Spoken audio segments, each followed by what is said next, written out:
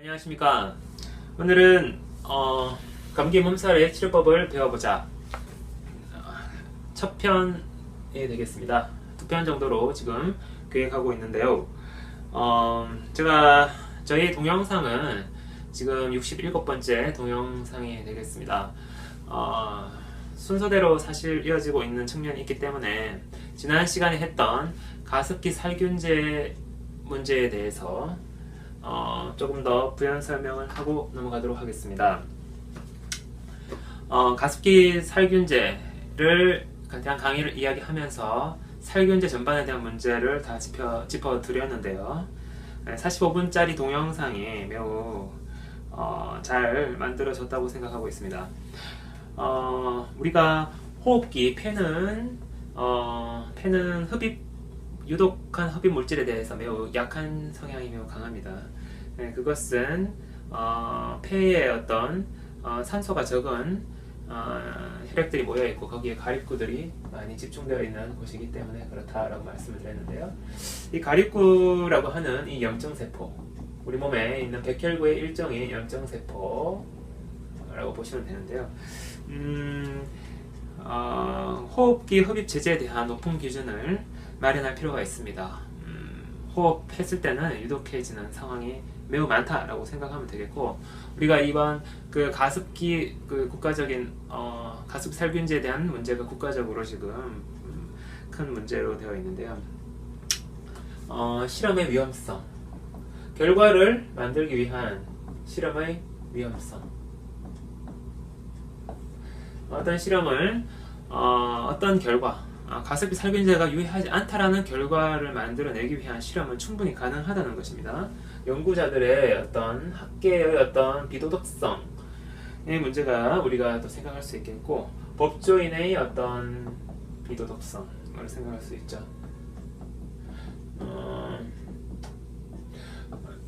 이런 부분들은 우리가 자본이 지배하는 우리 세상에서 항상 우리의 건강과 생명을 위협하고 있다라고 보시면 되겠는데요. 결국 돈을 많이 가진 기업체는 법조인과 결탁하여 변호인들의 도움으로 조작된 실험을 통해서 그 위험을 돌파할 수 있을 가능성이 높다라는 것이죠. 몇백 년 전에 살았던 데카르트도 많은 실험들이 결국 의미를 가질 수는 없다. 그리고 실험 자체는 자기 생각에 의해서 충분히 왜곡될 수 있다라는 어떤 실험적인 어떤 한계, 실험으로서 어떤 진실을 찾아내는 부분에 대한 한계를 지적하고 있는데요. 지금은 실험을 통해서 객관적인 어떤 우리가 어떤 거든지 도출해야 된다라고 생각하지만 사실은 그렇지 않다라는 것을 제가 말씀을 드렸고, 이런 어떤 원론적 접근, 의학 원론적인 접근에 통한 연구라는 것이 굉장한 가치를 가지고 있다라고 생각을 하시면 되겠습니다. 1년 전 제가 신종 바이러스에 대한 20분짜리 3편의 어떤 동영상을 지금 재생 목록 생활과 과학의학인가요? 생활과 질병 이런 부분에 대해서 보시면은 나와 있게 되는데요. 그 당시에 지금 메르스 사태로 인해서 새로운 바이러스죠. 우리가 아직은 항체를 형성하지 못한 새로운 바이러스가 나타나게 되었을 때 우리는 면역력을 획득하기가 더 힘들어지는 문제가 있습니다. 기존에 많이 훈련된 어떤 감기 바이러스라면 훨씬 낫겠지만, 이런 문제가 생겼을 때 제가 그동안 많은 연구가 더 보완적 연구가 많이 필요하지만 그간에 밝혀진 부분을 토대로 해서 동영상을 찍었던 기억이 나는데요. 참 좋은 내용으로 지켜진 부분이고 현재도 유효할 수 있는 부분입니다. 지금 1년이 지나서 오늘 드디어 감기 몸살의 치료법이라고 하는 이런 대망의 동영상을 찍게 되었는데요. 많은 사람에게 실질적인 혜택을 드릴 수 있고 매우 중요한 동영상이 되겠습니다. 제가 이 동영상을 하기 전에 물론 이것보다 더 중요하지만 지금 면역요법에 대한 동영상을 찍었었죠. 면역요법에 대한 부연 설명을 조금 드릴 게 있는데요. 면역요법이 4가지 원칙, 4가지 면역요법을 배워보자라는 동영상에 보시면은 네 가지 면역요법을 배워보자 하는 12분짜리 동영상이 있는데요. 그 12분짜리 동영상에서 안에 보면은 동영상 설명이 있습니다. 거기를 면역요법에 대한 공식적인 어떤 요약을 해놓는 곳으로 제가 정해놨습니다. 그래서 네 가지였는데 이것이 이제 5가지로 바뀌었다. 면역요법이 조금 바뀐 내용을 좀 설명드리면요. 두 번째에서 배고픔을 느낀 뒤 한두 시간 뒤 식사를 한다라는 부분은 하루 한 번은 배고픔을 느낄 때까지 소진시키는 것이 필요하다라는 내용이 첨가되었습니다. 그리고 네 번째 부분에서 잠이 오지 않을 때는 그러니까 공복잠과 아침잠을 더 자야 되는데 잠이 잘 안 오고 자꾸 깨게 되고 잠을 이룰 수가 없죠. 이럴 때는 반신욕을 한다거나 몸에 열을 가해서 몸을 덥게 한다. 이렇게 덥게 한다. 덥게라는 표현이 열을 가하는 표현보다는 매우 좋은 표현으로 승인을 받고 들어가게 되었습니다. 이 덥게 한다라는 게 몸에 열을 가하면은 일부분만 열을 가할 수도 있거든요. 몸 전체를 덥게 해야 되기 때문에 반신욕도 효과적인 거고, 특히나 뭐 반신욕 하반신에 열을 가하면 많이 도움이 되기 때문에 손까지 들어가죠. 허리 이하, 손. 근데 몸 전체를 덥게 하기 위해서 두꺼운 잠옷이나 이불로 몸을 덥게 한다. 기본적으로 온열 매트가 사용될 수 있겠지만 지나치게 등이 뜨거운 것은 좋지 않습니다. 그래서 두꺼운 옷을 입고 이불을 두껍게 덮고 이렇게 덥게 한다라는 것이 되었고, 5번째 추가된 것이 이제 면역이 다 좋아져 버리면 이제 네 가지 원칙에 의해서 이제 면역이 약했던 사람이 다 좋아지게 되겠죠. 그렇게 되면은 일어나는 문제에 대한 설명을 하고 있는데요. 면역의 숙제가 모두 처리되고 비만의 문제가 발생하는 경우에는 면역의 숙제는 어떤 분은 2, 3개월, 심지어 1년, 2년, 3년까지도 막 이렇게 면역력에 대한 어떤 우리 몸의 숙제들이 해결되는 분들도 계십니다. 살아온 방법에 따라서 얼마나 해야 될 게 많은가에 따라서 달려 있는데, 비만의 문제가 발생하게 됩니다. 모든 몸에 구멍난 곳이 다 땜빵이 이루어지면 이제는 살이 찌는 현상이 오게 되죠. 살이 찐다고 해서 근데 그렇다고 해서 살이 찐다고 해서 면역이 완전하다라고 보기엔 좀 어려운 면도 있는데, 요거는 좀 세부적인 부분이라 일단 숙제가 처리된 뒤에 비만의 문제가 발생해서 살이 자꾸 찐다 이런 경우에는 아침잠을 줄여야 됩니다. 일찍 일어나서 활동을 늘리는 것이 좋다. 이건 이제 어떤 다이어트와 관계된 방법이기도 한데, 면역요법에 어떤 몸이 너무 좋아지면 이제 살이 쪄서 몸이 너무 좋아지고 막 잠이 계속 오고 아침에 특히 잠이 많이 오는 이런 문제가 있습니다. 아침 잠을 줄이는 것이 다이어트하는 데 효과가 되고, 규칙적인 식사가 좋고 간식은 나쁘다는 것은 동일하게 되겠습니다. 그리고 단 배고픔 뒤 1시간, 2시간 그러는데, 배고픔 후 오래 참지 않는 것이 비만 방지에 도움이 됩니다. 배고픔 후 1시간, 2시간 참다 보면 폭식이 일어나게 되거든요. 그래서 오히려 몸 관리에 손해를 보게 됩니다. 그래서 면역력이 너무 좋고 살이 많이 쪄서 문제가 되는 사람들은 아침잠을 줄이는 것, 어떻게 보면 이게 이제 다이어트의 중요한 법이기도 한데요. 활동과 스트레스나 좀 생각을 좀 늘릴 필요가 있고, 폭식의 위험성이 생기지 않도록 배고프면은 바로 먹고 규칙적인 식사가 도움이 될 수 있다. 그래서 이게 이제 배고픔하고 먹고 싶은 것은 다른데, 먹고 싶어서 계속 먹게 되는 거는 절대 안 되는 거니까 그런 거는 비만을 악화시킬 수 있습니다. 오늘 지금 서론이 좀 길었는데요. 오늘 지금 이제 감기 몸살의 어떤 원리적 이해에 대한 부분에 대한 강의를 시작을 하도록 하겠습니다. 우리는 지금 여기 보면은 그림 사진 한 장을 보여드려야 될 것 같은데요. 이 사진 보시면은 이제 저희가 병원에 갔을 때 잘 보이지 않으시겠지만 이제 약들입니다. 엄청난 양의 약을 받게 되는데요. 요게 이제 일주일치의 약이라고 보시면 되겠습니다. 이제 잘 사는 곳일수록 약을 일주일치까지 처방을 하고 이렇게 환자분들이 많이 내원하시지 않도록 도와드리는 경우가 많이 생기는데, 일단 지방 같은 일반적인 지역에서는 한 3일, 4일 정도, 2, 3일, 3일 정도 처방을 많이 하죠. 3일에서 4일 정도 약을 처방을 하는 경우가 많은데, 1주까지 처방하게 되는 경우가 있습니다. 이 약은 어떤 의미를 가지는 것일까요? 우리는 지금 감기 약 처방에 대한 어떤 근거를 좀 따져봐야 되고, 여러 가지 이제 감기 몸살에 대한 치료법을 여러분들이 이해하기 위해서는 일반인이지만 조금 어려운 내용도 다루어야 됩니다. 하지만 전혀 어렵지 않습니다. 그리고 이것을 이제 배워야 되는 시대에 놓였습니다. 왜냐하면 이제 자기 몸은 자기 스스로 관리해야 되니까요. 이 감기 몸살에 대해서 조금 더 전문적인 내용을 설명을 드리면은, 감기 몸살 별거 아니잖아요. 감기는 콜드, 그죠? 그냥 추워서 그냥 감기 들리는 거 아니겠습니까? 너무 흔한 겁니다, 그죠? 몸살 조금 더 드문 거지만 우리가 가끔 몸살을 겪게 되죠. 무리해서 그러나 그러면서 몸살이 왔다 이렇게 얘기하는데 비슷하게 이어지는 거죠, 그죠? 감기 몸살에 대한 치료법을 배워보자. 참 가볍게 시작할 수 있는 건데, 이런 내용들이 사실은 이제 의학적인 내용들과 관련이 있고, 우리가 이제 의학적인 내용을 모르기 때문에 일반인을 좀 대상으로 한 강의니까요. 우리는 두려워하게 됩니다. 거기서 이제 특정 바이러스라는 내용이 나오고요. 몸살이라고 생각했지만 어떤 감염에 걸려서 세균성 감염에 걸릴 수도 있다는 거죠.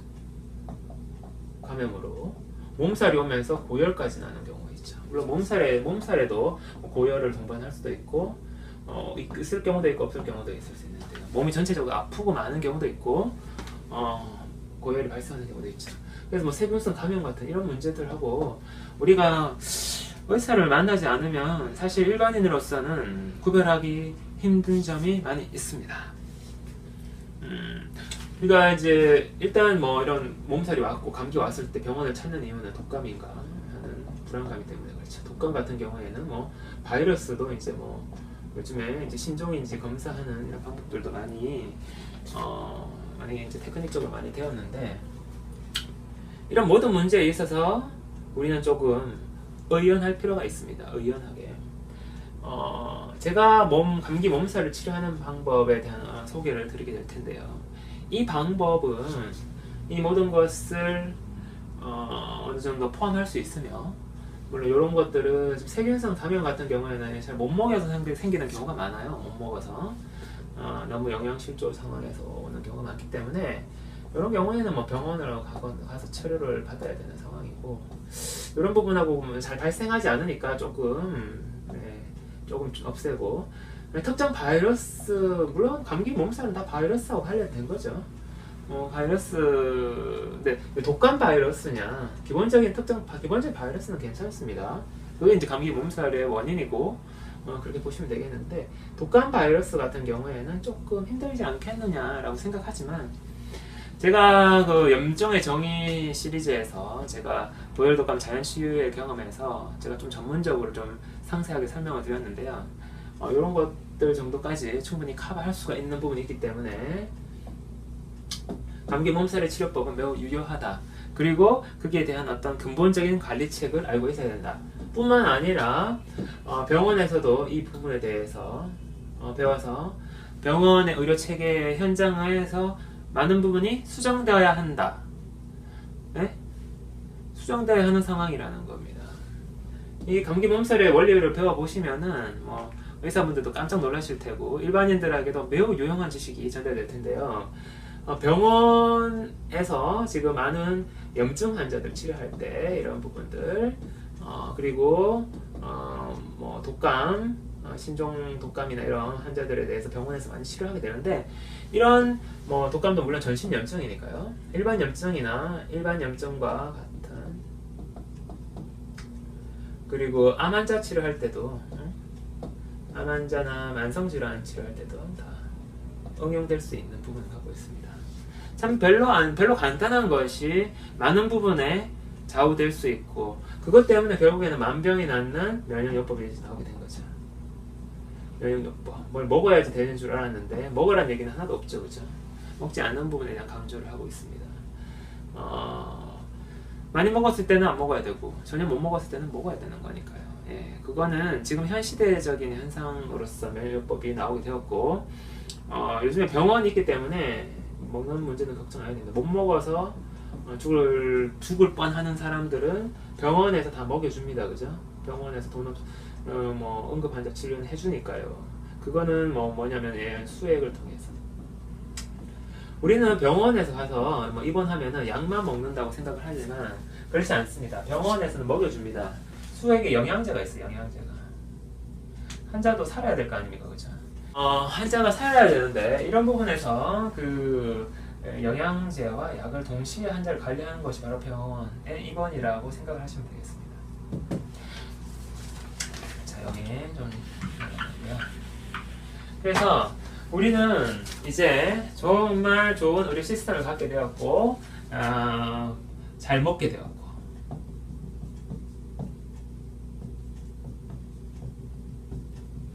그 다음에 잘 먹다 못해서 약까지도 정말 많이 먹게 되었죠.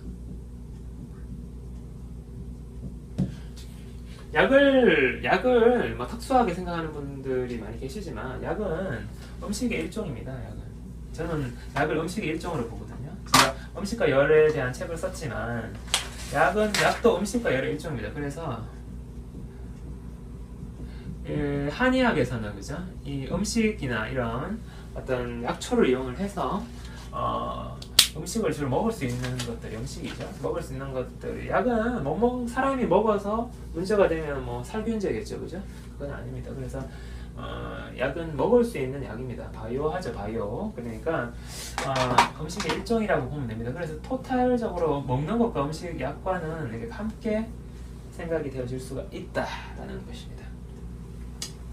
지금 이제 좀 더 몇 가지 상황을 좀 설명을 드리게 될 텐데요.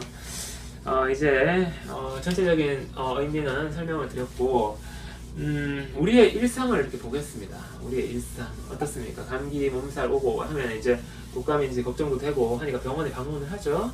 병원에서 아까 보여드린 대로 약을 엄청나게 가져옵니다. 그죠? 약을 그리고 병원에서는 일주일 약을 이제 처방한 약을 빼먹지 말고 약국에서 그렇게 얘기하죠. 빼먹지 말고 잘 먹어라. 빼먹지 말고. 근데 참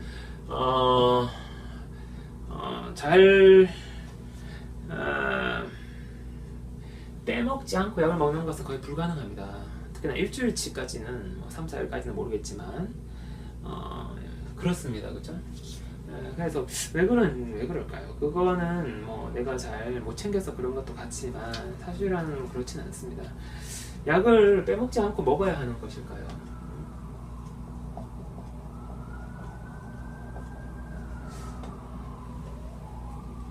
그래서 이제 약을 먹고 좀 나아지죠. 약을 먹으면 나아지죠, 그죠? 유치원이나 이제 학교 같은 이제 애들 같은 경우 유치원에 보내고 학교에 가시게 되는데 더 심해져서 다시 막 또 더 심해지면서 약을 안 먹어서 그랬나 그러면서 이틀 동안 뭐 또 학교도 못 가고 이렇게 하루 이틀 쉬어야 되는 상황도 발생하고 이렇게 우리는 감기 때문에 감기 몸살 때문에 매우 힘들어하는 거죠. 그리고 어떤 사람들은 감기가 안 떨어진다. 한 달째 아픈데 감기를 어떻게 좀 치료할 수 없을까요? 이제 이런 얘기들 많이 한단 말이에요. 그죠? 이 강의를 잘 들으시면 답을 찾을 수가 있습니다. 어떤 사람은 아픈 게 무서워서 미리 약을 먹는다라고 하시는 분이 계세요. 아픈 게 무섭죠. 아픈 것은 두렵죠, 사실은. 아픈 것에 대한 두려움, 이 부분에 대한 얘기를 좀 많이 해야 되는데요. 아프면 죽을 수 있잖아요. 그러니까 사람은 생명의 위협을 느끼게 되죠. 그치만 면역력이라는 거는 제가 면역요법에서도 얘기했지만 면역력은 이 두려움을 이겨내고 이 아픔을 잘 견뎌내야 이런 부분들을 이제 극복을 해야 면역력은 획득되는 겁니다. 면역력 획득되는 겁니다. 왜 그런지 오늘 이제 원리적인 측면에서 이제 다시 일반인 버전으로 다시 설명을 드릴 텐데요. 전문가적인 내용 같은 경우에 이제 제가 이제 고열 독감의 자연 치유라는 파트도 이미 동영상이 만들어져 있는 상황입니다. 좀 더 이제 실질적인 방법으로 실증의 방법으로 설명을 드릴 텐데요. 야구증이 일어나면요, 이제 이게 이제 염증의 강도, 염증의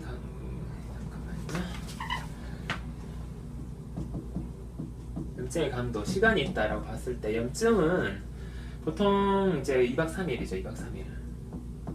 일반적인 염증을 얘기하는 거고요. 온몸이 아플 때 이런 걸로 생각하시면 되겠습니다. 이게 쭉 올라가다가 딱 이제 최고로 심한 것을 끝내면 이제 떨어집니다. 그죠? 이게 이제 보통은 이제 2박 3일에서 이제 완화가 일어나지만 일단 하룻밤에 보통은 이런 상황이 많이 하게 되는데요.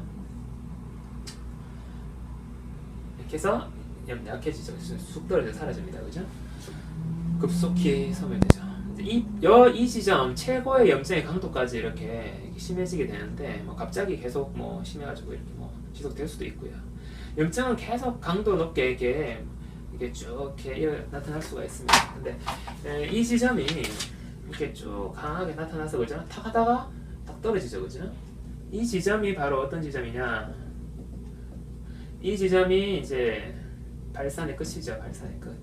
염증의 발산의 끝. 제가 염증이라는 것은 제가 면역요법에서 제가 이제 기본적인 과정들을 설명드렸잖아요. 그래서 염증은 발산이 되고 소진이 된다. 발산이 되고 소진이 일어날 때 염증은 에너지를 소모하는 과정이라는 것이죠. 염증이 이렇게 강하게 발산되다가 어느 순간에 이제 염증이 이제 끝날 때는 이제 발산의 끝이 나면 소진이 딱 일어나는 시점인데요. 아픈 시점이 끝나는 시점은 에너지의 고갈이 일어나는 바로 이 에너지의 소진이 일어날 때라고 보시면 되겠습니다. 이때 만약 진행되다가 이렇게 처음부터 약을 먹을 수도 있고 여기서 나중에 끝에쯤에서 약을 먹을 수도 있는데 처음에 약을 먹으면요 이 기간 동안 남은 기간 동안에 사라져야 되는 에너지가 남아있게 되겠죠. 문제가 생기는 겁니다. 지금 나중에 지나가다가 나중에 마지막 때쯤에 이게 꺾어주면은 약이 효과를 보는 경우죠. 예, 약이 둘 다 효과가 있는데요. 이게 조금 가다가 떨어져 버리는 경우, 그죠?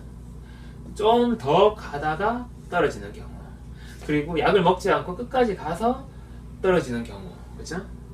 이런 세 가지 경우가 있는 거라고 보시면 됩니다. 이건 자연 치유라고 보시면 되겠고, 일찍 약을 먹은 경우, 이거는 좀 늦게 약을 먹은 경우인데요. 왜 이런 현상이 나타나느냐 하면 약이라는 거는 염증, 소염제입니다. 그죠? 대표적인 약이 소염제인데 고열 해열제도 마찬가지로 해열도 염증을 억제시키는 효과가 있기 때문에 이거는 해열제를 포함한다고 보시면 되겠습니다. 소염제라는 것은 염증이 불을 끄는 거예요. 우리 몸에서 염증이라는 사이클이 작용이 일어나고 있는데 그것을 그냥 강제적으로 팍 꺼버리는 거죠. 약을 일찍 먹었을 때 일찍 꺼버리면 에너지가 남는 문제가 생깁니다. 에너지가 남는 문제가 생기죠. 근데 늦게 약을 먹으면 에너지가 적게 남습니다. 이게 약이 효과를 본 경우고요. 이건 잘못 쓴 경우입니다. 그러니까 이게 보면은 이제 두려움이죠? 두려움 얘기가 나오죠. 아픈 것이 두려워서 일찍 약을 쓰면 안 된다. 옛날에는 이게 자연적으로 됐었어요. 왜냐하면 병원이 적었으니까. 병원은 잘 없고 약도 기회에서 구하기 힘들고 비쌌습니다. 그랬는데 지금은 그런 게 많아졌고 흔해지면서 음식이 흔해진 것과 마찬가지로 약도 흔해져가지고 너무 쉽게 약을 접하고 구할 수 있게 됐죠. 이 산업화가 발달되면서 이런 상황에 처하게 되는데요. 이때부터 이제 문제가 발생하게 되는 거죠. 특히나 편의성을 굉장히 중요시하는 우리나라 민족들은 우리나라 한국에서는 지금 더 심한 이런 약을 잘못 쓴 상황이 발생하고 있다고 보시면 되겠습니다. 결국 약은 빼먹지 않고 며칠을 먹는 게 아니라는 의미죠. 원래 이 의사분들이 이렇게 얘기하시는 거는 정확한 의학적 근거가 원래부터 없었습니다. 이거는 제가 많은 의사분들을 만나 뵙고 제가 메디컬적인 것을 많이 저도 경험이 있었기 때문에 아는데요. 안타까운 사실이지만 감기약에 대해서 뚜렷한 지침을 의학대학에서는 배우지 못하는 것으로 저는 알고 있습니다. 그거에 대한 거는 이제 일반 심한 질환들에 대한 것들이 많은 집중이 돼 있고 이 간단한 것들에 대한 부분은 사실 너무 쉬운 부분이기 때문에 그냥 이렇게 의학에서도 배우기도 하겠지만 선배들한테 배울 수도 있고 자기 나름 스스로 있잖아요. 어느 정도 관행적으로 이렇게 하게 되는데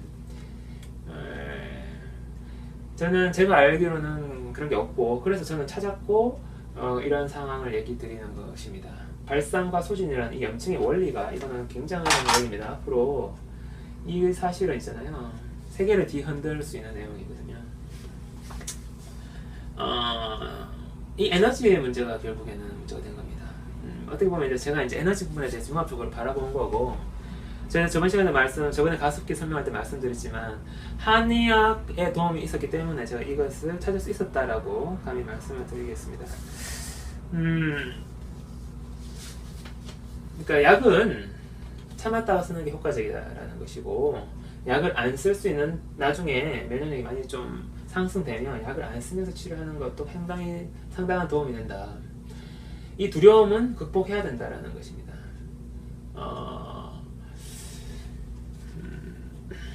그렇다면 제가 이제 일찍 염증을 꺾어서는 안 된다. 늦게 꺾으면 남은 게 적기 때문에 어떻게 나중에 다른 방법으로 설설설 2박 3일 지나면서 줄어들 수가 있게 된다.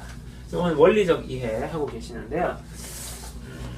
다시 또 다음 생각을 한번 해보겠습니다. 우리가 이제 보통은 아플 때 부모님들이 많이 헷갈려 하는 게 그거지 않습니까? 잘 먹어야 낫는다. 잘 먹어야 낫는다는데,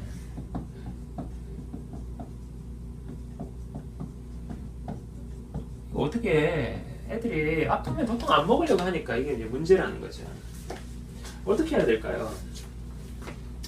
감기 치료하는 원리는, 감기 치료의 원리는 두 가지로, 감기 몸살이죠, 몸살. 사실 이 방법으로 제 아이들에게 이미 뭐 신종플루까지 2006년부터 애 키우면서 이미 독감 바이러스에까지 적용된 걸로 추정되고 있습니다. 물론 뭐 실질적으로 검사를 정확하게 해본 건 아니지만 집에서 자연 치유하는데 무슨 검사 기계가 있습니까, 그죠? 몸살, 독감까지 지금 치료가 되는 겁니다. 감기 치료를 하는 원리는 두 가지로 압축해 볼 수 있겠습니다.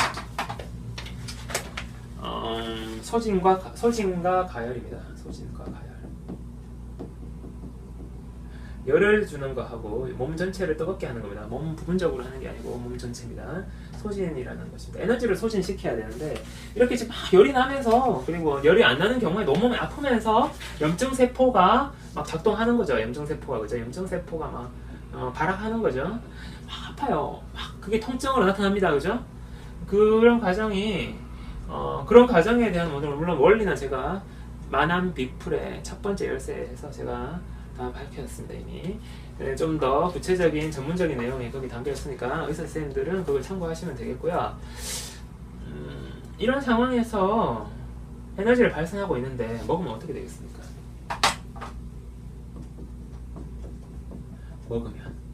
먹는 게 그대로 다시 에너지가 이게 늘어나는 겁니다. 이게 더 하고, 이게 자꾸 이게 더 늘어나면 어떡합니까 이거, 그죠? 감기 영원히 안 낫겠죠? 계속 나겠죠? 계속, 그죠? 먹으면은 소진에까지는 자꾸 멀어지고 더 많이 아프고 더 많이 태워야 되는 겁니다. 고열까지 날 수가 있는데요. 고열이라는 것은 소진을 앞당기는 효과적인 방법이에요. 소진의 어떤 지름길이라고 보시면 됩니다. 어떤 걸 소진할 게 많지 않은 사람들은 고열 안 나고 몸살이 오는 겁니다. 온몸에 근육통이 생기고 아프죠. 밥맛도 없고, 밥맛 없을 때는 먹으면 안 되는 겁니다. 밥맛 없을 때, 그지? 없을 때 먹으면 안 됩니다. 자, 우리 몸이 다 알려주고 있죠. 자세히 우리 몸을 연구를 해보면요, 우리 몸은 이미 다 알고 있다는 사실을 알게 됩니다. 먹으면은 안 된다. 뭘 언제 먹으면 안 될까요? 염증이 있을 때, 그죠? 염증이 화끈화끈거릴 때, 몸의 일부에 어떤 종기가 있다거나, 아니면은 전체적인 어떤 이런 부분에서 그죠? 염증이 있어가지고 온몸이 아플 때, 이럴 때 먹으면 염증이 심해진다. 그러면은 잘 먹어야 낫는다는 건 무엇인가? 옛날에 우리는 못 살았습니다. 먹을 것도 없었지만, 먹을 것도 없어서 많이 병이 걸리기도 했고, 그래서 이 저장된 에너지가 적은 상태에서는 우리가 뭐 세균이나 바이러스를 만나게 되면, 새로운 바이러스 나타나면 이제 어차피 이 염증 현상이 일어나게 되는데요. 세균의 바이러스 어떻게 만날 수 있을까요? 옆에서 전염되기도 하고, 우리가 상처를 입고 뭐 이렇게 더러운데 닿아서 그럴 수도 있겠죠. 근데 이때 우리가 에너지가 부족하니까 이 염증을 일으킬 에너지가 없었던 것도 있었습니다. 그래서 먹어야지 낫는다는 건데, 우리가 이게 염증이 심하게 일어나면은 소화가 스탑이 돼버리거든요. 소화가 중지가 돼버립니다. 소화가 이게 중지가 되었을 때 먹을 수가 없어요. 근데 염증은 자꾸 일어나야 되고 염증이 자꾸 일어나야 되는데 못 먹었을 때, 그래서 어떻게든 가스 활명수 같은 거라도 있잖아요. 가스 활명수 먹으니까 소화제, 이렇게 소화기관을 움직이는 활명수, 생명을 살린다라는 의미로 그 이름이 붙여졌지만 많은 사람의 생명을 살렸다고 요즘 광고도 하더라고요. 활명수, 그죠? 활명수, 생명을 살린다. 뭐야?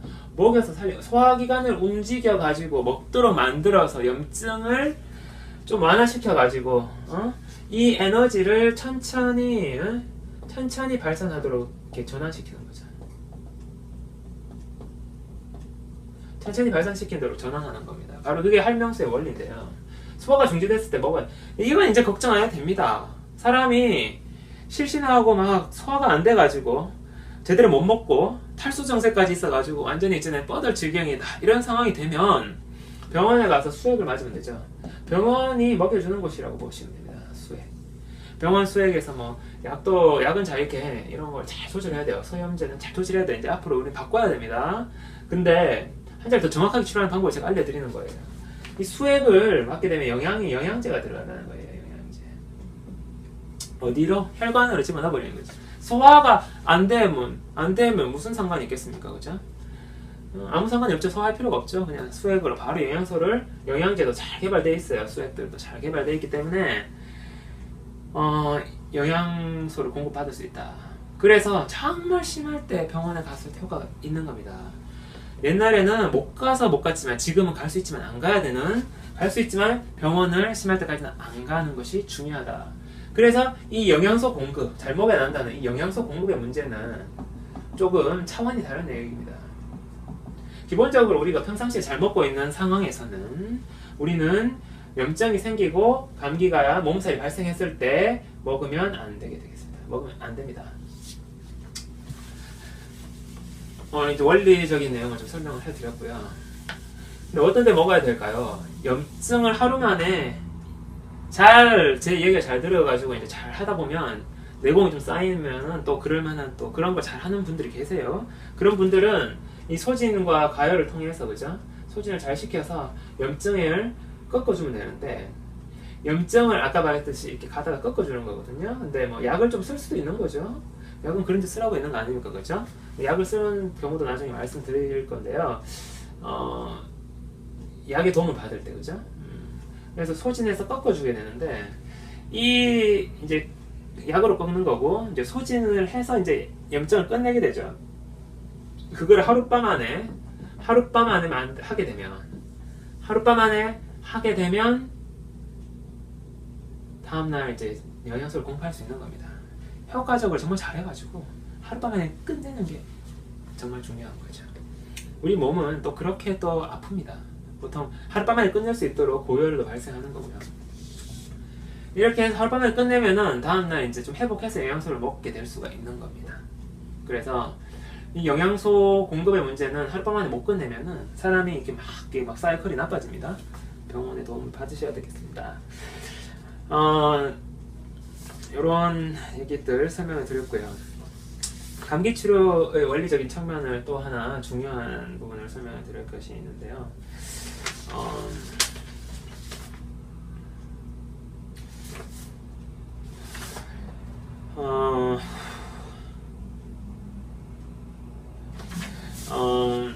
감기를 치료하는 것. 그러면 감기는 왜 생길까요?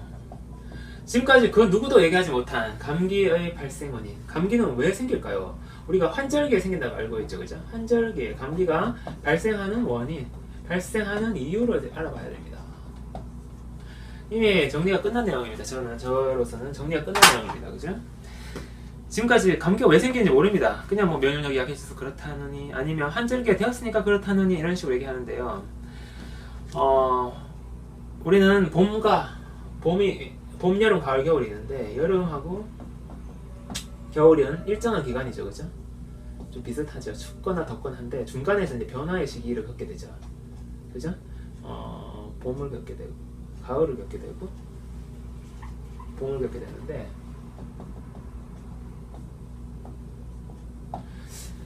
이 변화의 시기가 환절기라고 할 수 있고 이때 감기 몸살이 발생하게 되는데요. 감기는 워낙 뭐 포괄적인 개념이죠. 코감기, 목감기, 뭐 온몸 감기까지 다 포함하는 거니까 이제 몸살 같은 이런 어떤 진짜 우리가 한번 아프게 되죠. 아파서 눕게 되는데 이게 왜 그러냐면 가립구라고 하는 아까 그 염증세포 있죠. 가립구의 생산량, 골수에서 생산됩니다. 생산량의 어떤 수준, 우리가 하는 레벨이라고 하는 이것을 조정이 필요하기 때문에 생기는 겁니다. 이거는 가립구에 대한 이제 이야기를 잘 들고 마시는데, 가립구는 이제 열도 내거든요. 이 일반적인 열을 내다가 이제 염증에 심하게 열을 내는 거죠. 열을 내는 작용을 하기 때문에 여름에는 가립구가 적어야 하고 겨울에는 가립구가 많아야 합니다. 이런 가립구 생산량의 어떤 레벨이 변화가 일어나야 되는데 우리 몸은 그냥 적당히 변하지 못해요. 안타깝게도. 가립구가 어디서 생산된다고 했습니까? 제가 골수에서 생산된다고 말씀드렸죠. 골수라는 거 여러분 아시겠죠? 뼈 안에 있는 혈구 세포들이 생성되는 뼈 속에 있는 빈 공간, 혈액으로 차 있는 빈 공간을 얘기합니다. 골수가 있죠. 골수에 생산이 되는데 다 틀고 다시 시작해야 돼요. 초기화해야 돼. 초기화. 우리 컴퓨터가 고장 났을 때 컴퓨터 다 지우고 다시 깔지 않습니까? 그죠? 다 지우고 컴퓨터 윈도우 음악 돼버리면 결국에는 다 지우고 윈도우부터 다시 깔아야 됩니다. 옛날에는 뭐 포맷까지 했는데요. 초기화를 시켜줘야 돼요. 초기화를. 이건 어떻게 하는 거냐? 다 소진하고 다 쓰고 텅 빈 상태가 거의 될 정도로, 그죠? 텅 빈 건 아니지만 물론 거의 다 에너지를 다 고갈시키고 골수 안에 있는 에너지를 다 고갈시키고 새로 만들어야 되는 거예요. 뭘 소진하는 거냐 하면 뭐 에너지의 소진인데 결국에는 염증세포 있잖아요. 가립구를 기준 이하로 낮춰야 돼요. 보통 5 5% 정도로 보는데 이게 염증세포라고 하는 이 가립구, 우리 몸에 열을 나타내는 어떤 우리 에너지의 우리 활력을 좌우하는 바로 이 염증세포 가립구의 기준 이하로 떨어뜨려야 되고 거의 초기화를 시켜야 되는 겁니다. 그게 이제 초기화 레벨이 뭐 전혀 없을 수는 없으니까 이제 55% 정도로 보는 건데요. 다 소진하고 염증세포 다 소모하고 에너지라는 게 뭐 우리가 쓰는 에너지 포도당도 있지만 세포가 소멸되는 것도 에너지가 줄어드는 과정이라고 보면 돼요. 에너지의 소진이라는 건 두 가지로 보면 되나요? 세포 소멸. 세포 우리 몸은 그 껍데기에 있어야 될 거 아닙니까? 가립구가 소멸되는 거예요. 소멸되고 에너지, 포도당이 감소하고, 그죠? 포도당이 다 소모되고 뭐 이런 내용들이라고 볼 수 있겠습니다. 그래서 자연적인 골수 이식이다. 참 중요한 말인데요. 골수를 초기화시키는 원리가 바로 암 치료에서 활용하고 있는 바로 골수 이식법입니다. 조혈모 골수 이식, 이렇게 이제 본메로 트랜스플란테이션이라고 하는 골수 이식법을 많이 쓰는데 감기가 걸리고 환절기에서 이런 부분들이 전환이 일어나는 부분은 자연적인 골수 이식이다. 따라서 제가 만든 만병이 낫는 면역요법은 암까지도 치료할 수 있는 것입니다. 굉장히 중요한 포인트죠. 사실 참 앞으로의 세상의 변화에 대해서 저도 가늠할 수가 없는 정도인데요. 이 사실은 굉장히 중요한 발견입니다. 우리 인간에게 있어서 굉장히 귀중한 사실을 발견해낸 것이고요. 이 감기 몸살이 환절기 오면서 골수를 초기화하는 리세팅이라는 이 단계가 이루어진다는 것이고, 자연적인 골수 이식을 두려워서 약을 먹고 잘 못한 사람들은 면역력의 감소가 일어나게 됩니다. 면역력의 감소가 일어나게 돼서 암이나 만성염증, 낫지 않는 염증, 세균이 개입되지 않은 만성염증의 발생이 증가하게 된다는 것이고 매우 중요한 포인트라는 것이죠. 이 부분이 자연적인 골수 이식이 이루어지기 때문에 암까지도 치료될 수 있는 것이고, 결국에는 우리가 감기 몸살의 치료, 감기 몸살이라는 거는 이제 뭐 몸살이라고 봤을 때 전신염증이거든요. 전신염증, 몸 전체가 아프고 열이 나고 뭐 통증이 생긴 이 전신염증을 잘 치료하는 것이, 어떻게 치료한다고? 소진과 가열의 원리에 의해서 잘 치료하는 것이, 어떻게 해야 된다고요? 소진하기 위해서 음식을 좀 끊어줘야 된다는 거죠. 먹으면 안 되는 상황에서 잘 해주는 것이 바로 만병을 예방하는 방법이고, 그것이 지금 우리 사회에서 암과 만성염증이 너무 기하급수적으로 늘어나고 있는 이유라는 것입니다. 이렇게 해서 초기화가 되면 골수에서는 새로운 정도의 양에 맞춰서 가입구를 생산하게 됩니다. 그래서 면역력이 강해진 것이 되고, 그것은 여름과 겨울을 지나게 되는 방법이 되죠. 이제 뭐 겨울로 갈 때는 좀 쉽지만 여름으로 갈 때가 좀 더 어렵습니다. 그래서 우리가 작년에 메르스 파동도 겪게 됐는데요. 오늘은 감기 몸살 치료법을 배워보자. 저는 여기까지 가름할까 합니다. 다음에 이어지는 편은 또 다음 주에 촬영하게 될 것 같은데요. 오늘 내용 잘 보시고 오늘 여러분들도 이 세상에서 살아남는 법을 어떻게 제대로 면역력을 강화하지 않으면은 이제 우리는 매우 힘들어졌다. 이제는 정확하게 알아야 한다는 사실을 기억해 주시면 되겠습니다. 오늘 강의는 여기서 마치도록 하겠습니다.